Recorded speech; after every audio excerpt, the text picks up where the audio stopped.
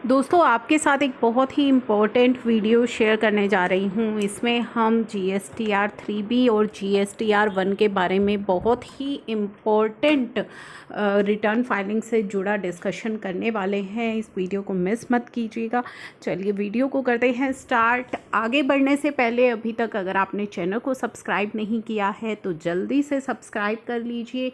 Bell icon को ज़रूर press कर लीजिएगा ताकि कोई भी अपडेट अपलोड हो उसकी नोटिफिकेशन आपको सबसे पहले मिल जाए। GSTR 1 की ड्यू डेट मंथली फाइलर्स के लिए रहती है 11th ऑफ नेक्स्ट मंथ। ये तो आप सभी को पता है। जुलाई महीने की GSTR 1 आपको 11 अगस्त तक फाइल कर लेनी है, ठीक है।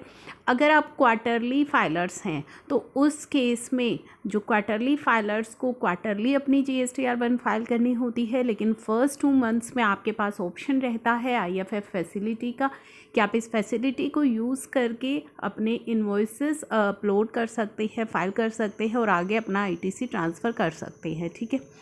यहाँ तक तो आप सभी को क्लियर है।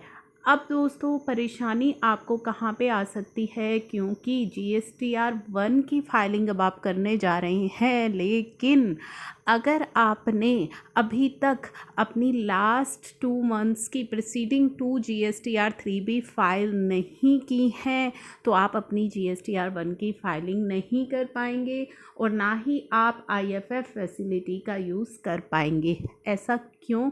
क्योंकि रूल्स में जो रूल 59 है वो बात करता है registered person shall not be allowed to furnish the details of outward supply of goods and service of both under section 37 in form GSTR 1।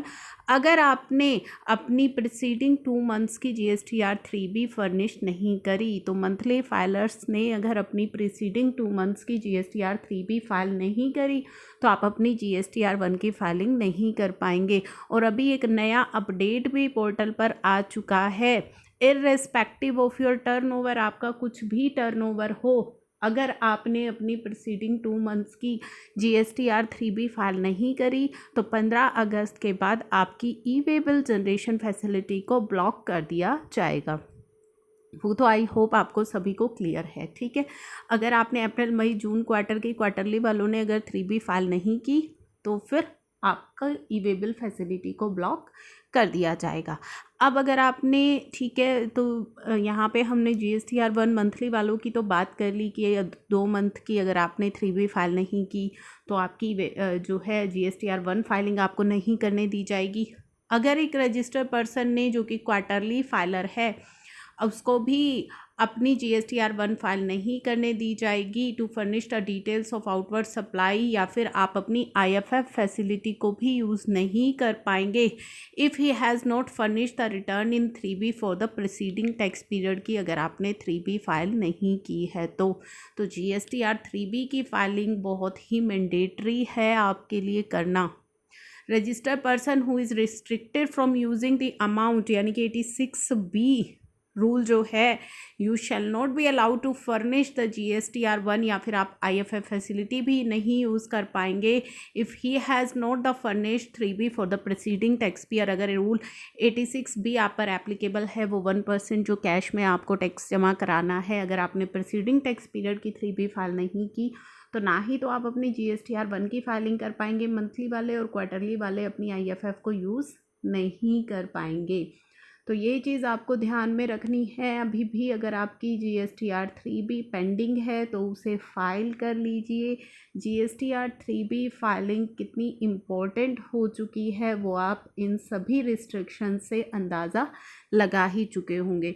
तो ये एक छोटा सा अपडेट था GSTR 1 फाइलिंग से जुड़ा और GSTR 3B फाइलिंग से भी जुड़ा।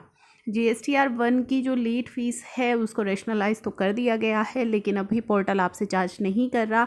लेकिन आपके साथ रेगुलर बेसिस पर ये अपडेट्स मैं शेयर कर रही हूँ कि GSTR 3B के अंदर आपकी GSTR 1 की जो लेट फीस है वो लग करके आ सकती है, क्योंकि इस तरह का अप्रूवल काउंसिल मीटिंग में मिल चुका है। कब ये लग करके आएगी? वैसे तो 1 अप्रैल से जो है ये सिस्टम हो जाना चाहिए था, जैसा कि अप्रूव किया गया था, लेकिन स्टिल हो सकता है कोरोना की वजह से ऐसा नहीं हो पाया इम्प्लीमेंट, लेकिन फ्यूचर में कभी भी हो सकता है। तो आप इन सभी चीज़ों को ध्यान में रखिएगा, अपनी रिटर्न फाइलिंग टाइमली कीजिएगा, अदरवाइज़ आपको काफ़ी बड़ी प्रॉब्लम आ सकती है।